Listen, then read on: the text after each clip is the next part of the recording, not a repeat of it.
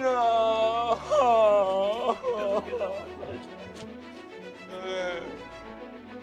A dor faz parte da nossa jornada. A dor da perda, a dor da traição, a dor da rejeição, a dor do processo, a dor da distância. A grande questão não é se nós vamos sentir dor, a pergunta é o que nós estamos aprendendo em meio a ela. Porque a dor é algo que conecta toda a criação. Jesus não foi poupado dela, e às vezes a gente tem uma expectativa de que Deus nos poupe daquilo que não poupou nem ao próprio Jesus. Jesus não foi poupado da dor do processo, Jesus não foi poupado da dor em meio ao trabalho, Jesus não foi poupado da dor do abandono, da dor da traição. Jesus não foi poupado nem da dor da cruz ou da separação. A Bíblia diz que quando ele está próximo de se entregar, ele diz: Pai, se possível for, afasta de mim esse cálice. O que eu quero compartilhar com você é que a maior dor que Jesus sentiu não foi da traição de Judas, não foi dos espinhos colocados sobre a sua cabeça, muito menos dos cravos colocados sobre as suas mãos e pés. A dor que fez com que Jesus pedisse para que, se fosse possível, o Pai separasse dele, era a dor da separação. Eu não sei se já te disseram, mas crescer dói.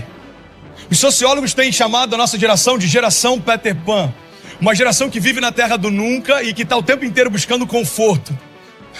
Uma geração que quer ser poupada dos processos, que quer ser poupada das dores do processo. O problema é que quando eu sou poupado da dor do processo, eu estou sendo afastado também da oportunidade do crescimento. Irmão, se você tem sentido dor, se alegra, existe algo sendo gerado em você. Existe um crescimento sendo gerado em você. Existe uma força que brota em meio à minha dor. Tem muita gente desistindo, irmão, dos processos, porque se esqueceu do propósito. O que a gente aprende com isso é que às vezes a gente consegue vencer a dor no início da jornada, mas o que vai mudar a nossa história é se a gente conseguir vencer a dor no meio do caminho. Na vida a gente vai ter muitas situações ruins, desesperadoras, cansativas, desafiadoras, estressantes. Vão ter muitas situações que a gente gostaria de jamais atravessar. Existem sofrimentos que nos levam a um nível de vergonha muito grande. Muitos problemas na sua vida vão acontecer, muitas fornalhas vão estar na sua frente, muitos naufrágios vão acontecer. Os dias vão se passando, você tenta até manter a fé, mas parece que as coisas não mudam. Você de repente frequenta, ou até chegou a ir em uma missa, um culto, para ver se algo mudava, mas um vazio angustiante continua no seu coração. Como tatuagem, parece que essa apatia tomou conta do seu espírito. Para onde quer que você vá, para onde quer que você olhe, o que quer que você faça, você não consegue se libertar desse estado de ânimo. E o pior é que, pelo fato de estar já há um bom tempo se sentindo assim, você foi se acostumando a ser uma pessoa assim. Mas você precisa se lembrar que nem sempre foi assim. Quando criança, você tinha ânimo, disposição, você brincava de tudo, era inclusive uma criança muito ativa, tinha alegria, ria bastante. Você cresceu e algo não saiu do jeito que você esperava. E isso criou um trauma, um bloqueio profundo dentro de você. Algo motivado de repente por uma perda, uma violência, uma injustiça, uma decepção. Mas olhe, por favor, com todo respeito eu digo isso, mas eu conheço pessoas que já enfrentaram coisas bem piores e elas superaram. Se reencontraram com a alegria, com a fé, pois entenderam que a felicidade não é um sentimento, e sim uma escolha que você precisa fazer. Escolha. Você precisa escolher não mais permitir que tudo isso roube seu ânimo, a sua disposição, a sua alegria.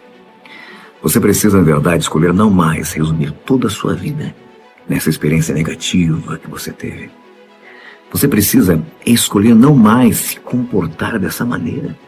Fábio, eu me sinto sem forças para reagir, meu irmão.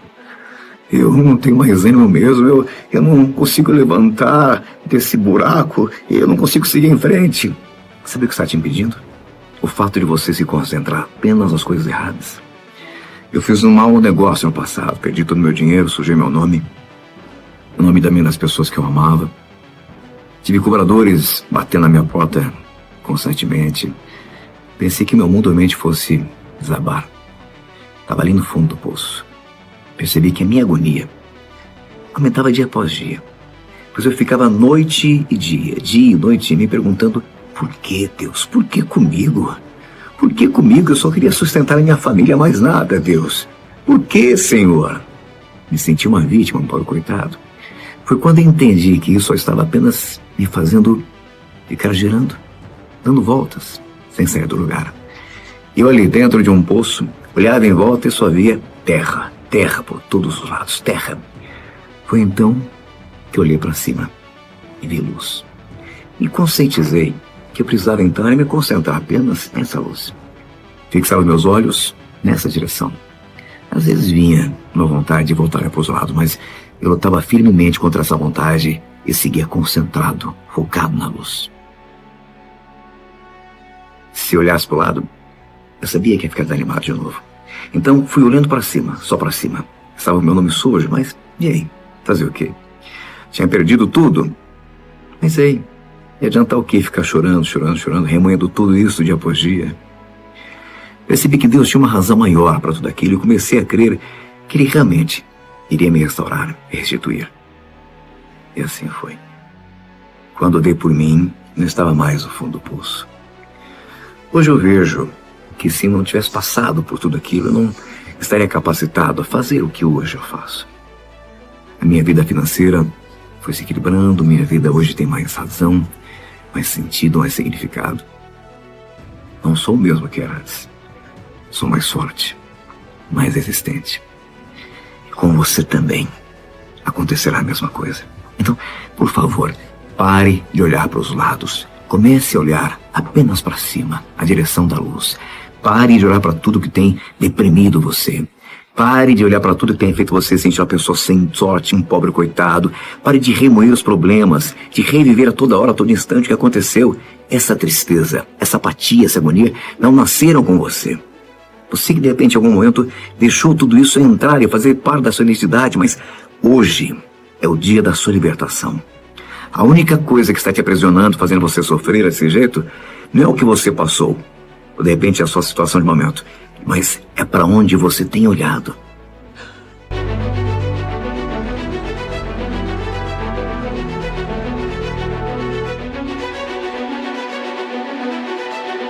A nossa vida, ela é feita de fases.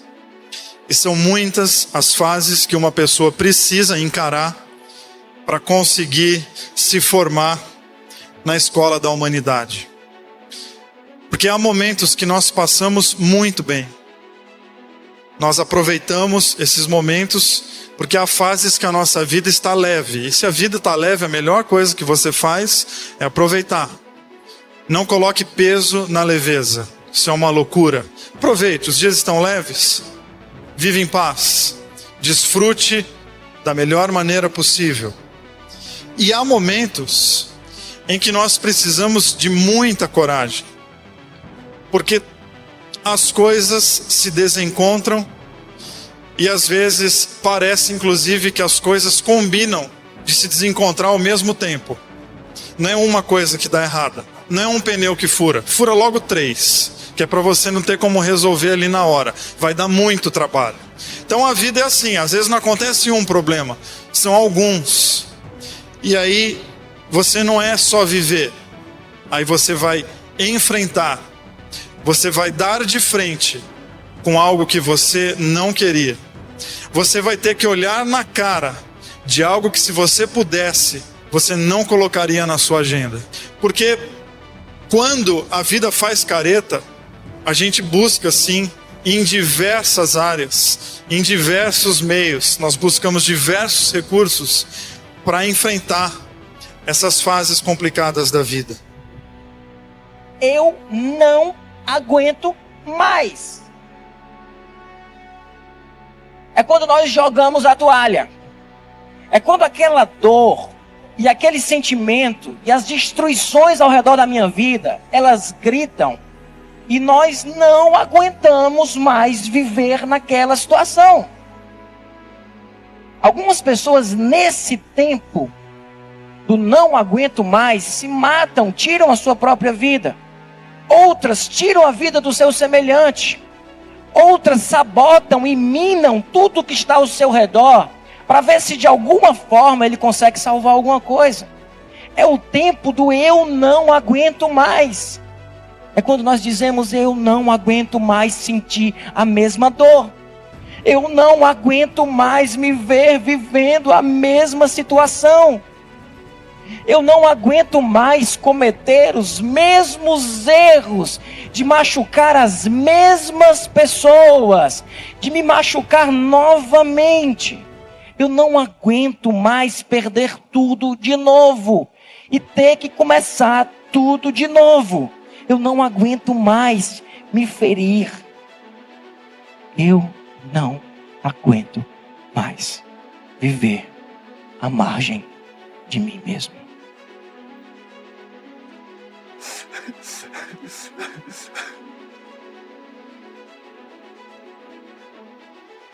Como é que você pode lidar com as adversidades e as lutas da vida? Como é que você pode encarar as lutas e as adversidades que eu e você encaramos na jornada da vida?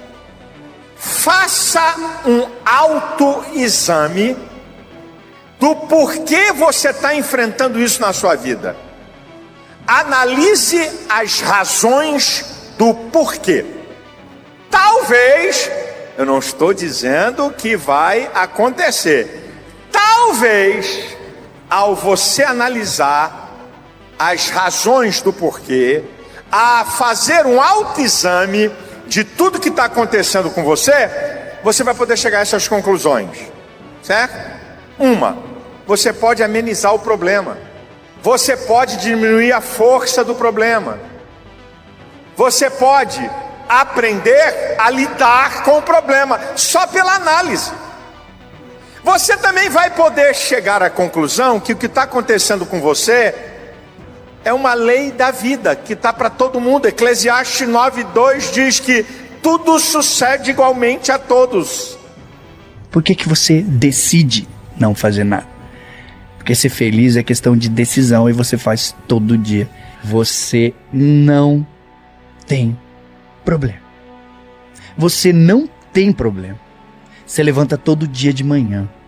Você vê o sol nascer. Você pisa no chão. Você não precisa de ninguém para te dar água quando você está morrendo de sede. Você não precisa de ninguém para te dar comida quando você tem fome. Para te trocar de roupa. Ou para te levar no banheiro, cara, para fazer suas necessidades básicas. O que você tem na sua vida são situações. As pessoas têm que aprender hoje a entender que a gente precisa de sofrimento. A região do seu cérebro responsável por gerar prazer e motivação é a mesma região envolvida por gerar dor e sofrimento. Dor emocional e sofrimento. É uma balança. Então, num lado está o prazer e no outro lado está a dor e o sofrimento. É como se fosse uma gangorra. Se você fica se submetendo só a coisas fáceis, só a coisas simples, só a recompensas rápidas, o seu cérebro ele desacostuma a viver com problema. E a vida não é uma corrida de 100 metros, a vida é uma maratona gigantesca. As pessoas perderam a capacidade de viver com tédio, porque hoje uma criança de 6 anos, acho que vê em uma semana mais informação na vida dela do que um adulto de 1930 a vida inteira. E cara, isso está ensinando o nosso cérebro a não viver mais no tédio. E as pessoas têm que entender que se você desbalançar esse negócio, se você botar só prazer, só prazer, só prazer, a dor e o sofrimento vai começar a empurrar para o outro lado. Então, na ausência do prazer, você não sabe fazer mais nada. Dói para você não ter aquilo. Não ter prazer começa a doer.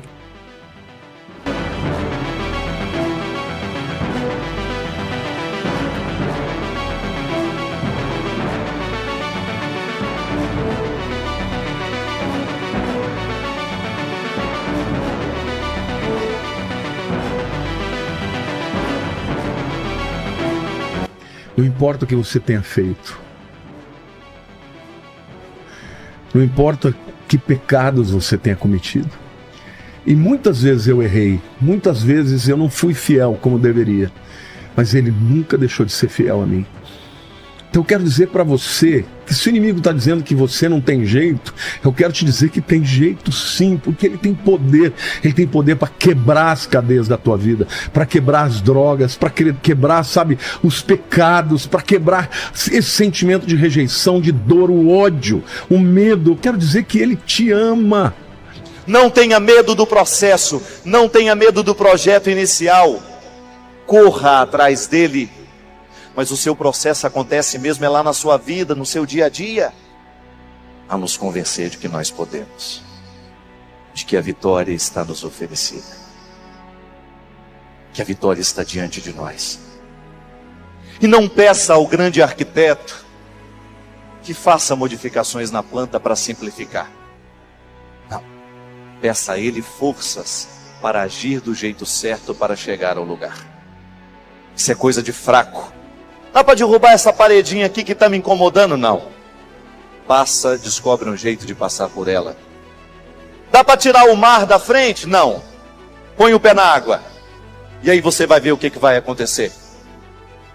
Dá para derrubar as muralhas? Não. Grita na beirada dela. Essa metáfora é linda. Insista. Grita o quanto você pode até abalar as estruturas desta muralha que está impedindo você. Não tenha medo do processo, não tenha medo do projeto inicial. Corra atrás dele. Corra atrás daquilo que é honesto, daquilo que é puro. E você não vai ter outro destino senão tornar-se puro também. Purificar aos poucos a sua vida, o seu coração destes excessos que lhe enchem de medo.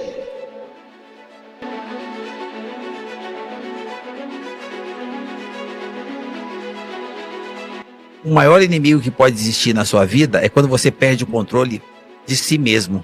Quando você perde os seus valores e deixa de se apaixonar, de amar você mesmo. De fazer alguma coisa importante para você que sirva para mais alguém. Quando você perde o grau da sua própria importância, ninguém tem poder sobre você a não ser que você deixe. Então você só vai ter um grande inimigo se ele for você mesmo.